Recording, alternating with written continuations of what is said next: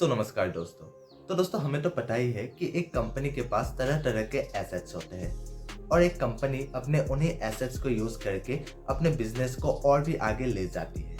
और जब भी हम किसी कंपनी में इन्वेस्ट करना चाहे तो हम सबसे पहले उस कंपनी को जो है अच्छे से एनालिसिस करते हैं। और एनालिसिस करते टाइम हमें ये भी ध्यान रखना चाहिए कि वो जो कंपनी है वो अपने एसेट्स को कितने अच्छे से यूज कर पा रही है। और इसी को जानने के लिए हम एक इम्पॉर्टेंट फाइनेंशियल रेशियो का यूज करते हैं जो कि है ROA। ROA यानी कि रिटर्न ऑन एसेट्स। तो आज के इस वीडियो में हम इसी फाइनेंशियल रेशियो के बारे में बात करेंगे। आज के इस वीडियो में हम जानेंगे कि आखिर ये ROA है क्या, इसे कैसे यूज किया जाता है और इसे कैसे कैलकुलेट किया जाता है। तो दोस्तों चलिए बिना वक्त गवाए आज के इस वीडियो को शुरू करते हैं। तो दोस्तों चलिए सबसे पहले हम बात करते हैं कि आखिर ये ROA यानी कि रिटर्न ऑन इक्विटी है क्या। तो दोस्तों ये जो ROA है ये एक फाइनेंशियल रेशियो है जो हमें ये बताती है कि एक फिक्स टाइम पीरियड में एक कंपनी अपने टोटल एसेट्स पर कितना प्रॉफिट जनरेट कर पा रही है, यानी कि कंपनी अपने एसेट्स को कितना अच्छे से मैनेज या फिर यूज कर पा रही है।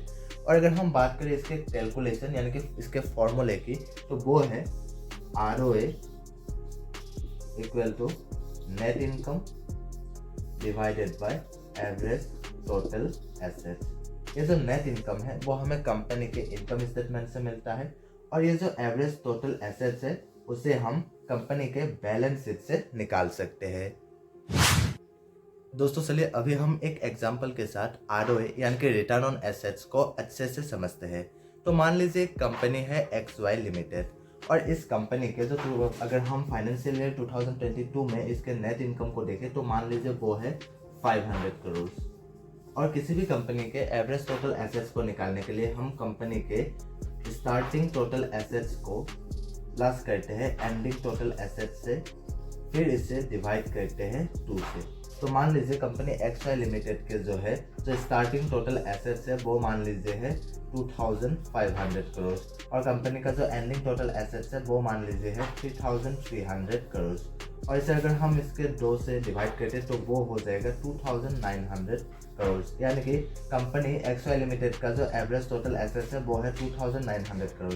और अभी अगर हम कंपनी XY लिमिटेड के ROA को निकालें तो वो होगा नेट इनकम कितना है 500 crore divided by average total assets 2900 crore, यानी कि कंपनी का जो है ROA है वो है 0.172 और इसे अगर हम परसेंटेज में देखें तो वो है 17.2%, यानी कि कंपनी XY के जो ROA है वो है 17.2%, यानी कि कंपनी अपने टोटल एसेट्स पर 17.2% का जो है प्रॉफिट जनरेट कर पा रही है, यानी कि कंपनी XY अपने हर 100 रुपये के एसेट्स पर 17.2 रुपीज़ का जो है प्रॉफिट जनरेट कर पा रही है। दोस्तों आमतौर पर नॉन फाइनेंशियल कंपनीज का जो ROA है वो 5 से 10% के ज़्यादा के ROA को बेहतर माना जाता है। वही फाइनेंशियल कंपनीज जैसे कि बैंक्स का जो ROA है वो मिनिमम 1% से ज़्यादा होना बेहतर माना जाता है।